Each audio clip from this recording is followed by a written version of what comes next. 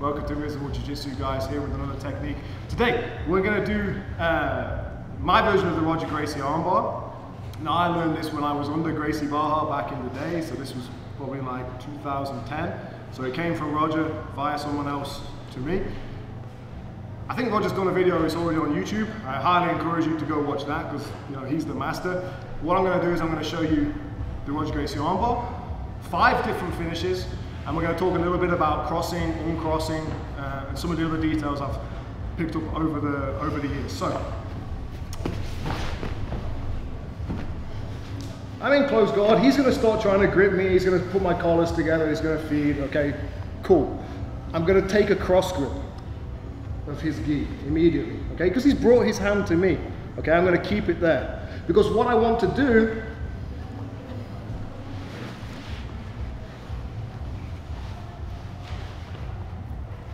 is get nice and deep into my pit stop and pass my armbar. Okay, now if I go here first, a good guy's going to take this arm away and he's going to come back over the top. Maybe he's going to lock in, he's going to drop on this arm, and now I don't have control. Okay, he can also start doing thrust choke, so he picks up this lapel and he drives it into my neck and makes life generally uncomfortable for me. But if I hold this first, boom, job done. Now I can't stay here trying to hold this because he's just going to rip his arm back. He knows that something's happening. Just pull your elbow back. Yeah, this is no good for me. Okay. But what I want to do is, as I go, raise this elbow. Okay, and I'm going to turn my body a little bit. Okay. Now if he tries to try and pull your arm back. This is a very powerful position for me and takes very little muscular force to hold. Whereas if I try and do something like this and he pulls his arm away, pull properly. Yeah, he's going to take his arm out. Okay, pull properly, pull. It's not going to go anywhere. Okay, and then I reinforce with my foot. So now what I've done is created a barrier to block his elbow. Okay, so between my powerful grip and my foot on the hip, squeezing in tight here, I've got a really nice control. So grip, I feed in deep. This is going to be on me. Okay, usually once I have this, I try and pull him down. The guy's going to start trying to push me away. Yeah, like hand on the chest here and posture. Yeah, he's going to start doing this. But even though he has posture, it's going to be very difficult for him to pull this arm away. Even if he pushes on me with both arms, push, push, yes. Okay, very difficult. But what this is going to do, as he pushes here, as he extends, it's going to open up this space, which is going to allow me to go to my pit stop. Okay, so pushing on me is good. He's not going to be able to take his arm away, which is what he really wants to do. So as I angle, I use my stretch of my hamstring on my left leg to turn my hips, and then the foot goes to the hip. From here, if I feel like I'm too far underneath him with my hips, I'll just shuffle back a little bit, okay? Create a little bit of a distance. Because what I don't want is to be right underneath him and trying to climb up like this, okay? I want to create a little distance. This one's gonna come high and it's gonna chop, and then I'm gonna cross, okay? This foot on top. Okay, I've seen people do it this way, but I feel like you lose a lot of the pressure. Okay, whereas here, I feel like I've got a good squeeze with my knees now, got a good pressure on Sid, can sometimes even start choking him a little bit. Okay, so 1, over the top, angle, foot on the hip. If he tries to push me away, it's no problem. It's going to help me get to here. Okay, now once I've got to here, there's loads of finishes. Okay, let's do 5. 1, 2, 3, 4, 5. Okay, 5 finishes.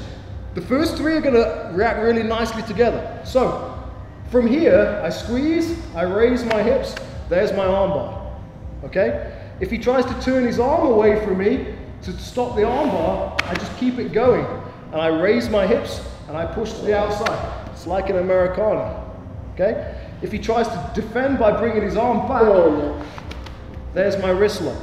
Okay? How does he defend the wrist lock? He defends by straightening his arm. Back into the arm bar, back into this. He bends, back into the wrist lock. Okay, so those three are going to go round in a circle until I get ahead of him and I catch one. All right, once I've got this, his only hope is to try and stack me. He'll reach to my head. Reach to my head, yes, and he'll try and pull me in. I collect his elbow, and there's my pressing arm lock.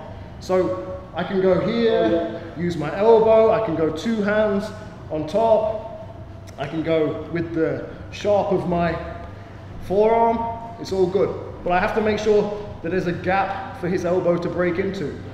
Once we have this, he'll start trying to hide his arm, like the other way, like yeah, he'll hide his arm, and then I just keep it going with a Kimura. Then obviously this can lead into a full Kimura, it can lead into me actually going to omoplata, different things. So let's just move back a little bit.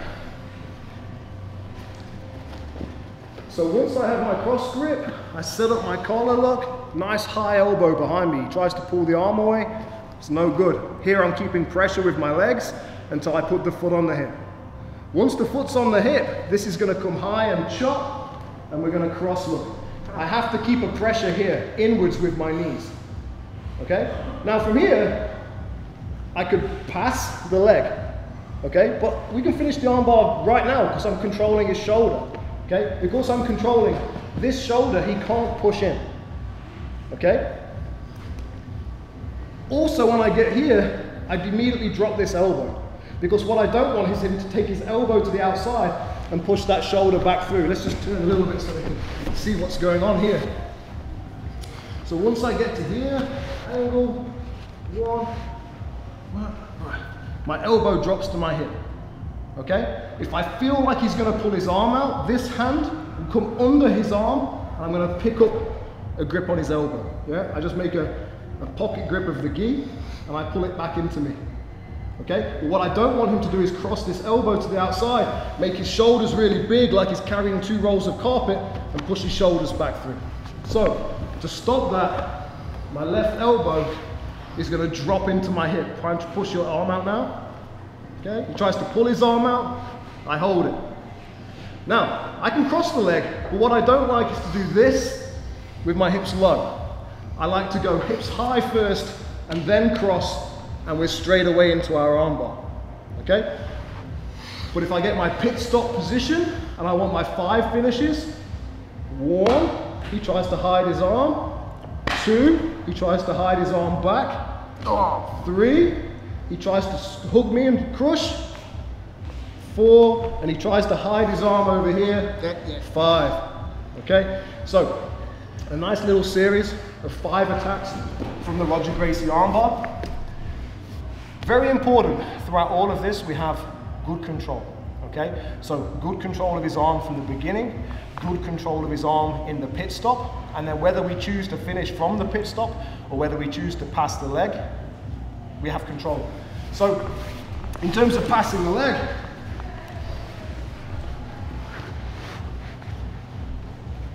once I have my pit stop look and I can creep that up nice and high, yes, and get my good control. Once I choose to pass the leg, I can do it with this arm in, and I use my forearm on his face to pass. Did you see how my hips want to come up off the ground? I don't leave them on the ground and do a big circle, okay? I get here, hips go up, boom.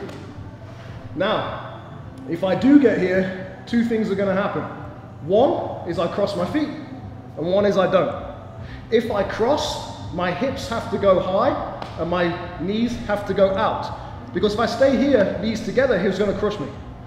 Okay, he's going to crush, he's going to rip his arm out. But if I go here, wide, let's let go of his arm, he wants to fall over. I'm putting the pressure on his head where it needs to be. If I don't cross, I have to squeeze down and out with this leg to put the pressure on the head where it needs to be. Squeeze my knees so he can't pull his arm out, and I raise my hips to finish. Okay? If I cross over here, or if I put my legs over here, he's just going to crush me and rip his arm out. Okay, and then I have to go to the Jean-Jacques armbar that we can do in a different video.